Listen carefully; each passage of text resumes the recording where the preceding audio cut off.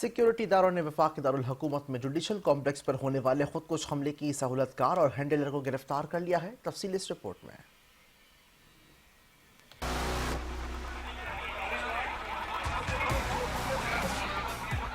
ذرائع نے بتایا کہ خودکش حملے سے قبل سہولت کار اور خودکش بمبار دونوں نے جوڈیشنل کمپلیکس کی متعدد بار ریکی کی تاکہ حملے کی منصوبہ بندی کو حتمی شکل دی جا سکے۔ ملزمان کو گرفتار کرنے کے بعد نامعلوم مقام پر منتقل کر دیا گیا۔ ذرائع کا کہنا ہے کہ سہولت کار کو ڈھونگ پراچا کے علاقے سے گرفتار کیا گیا اور وہ راولپنڈی کینٹ کے اہم مقامات کی ریکی بھی کرتا رہا۔ سہولت کار اور ہینڈلر کو 40 گھنٹوں کے اندر گرفتار کر لیا گیا۔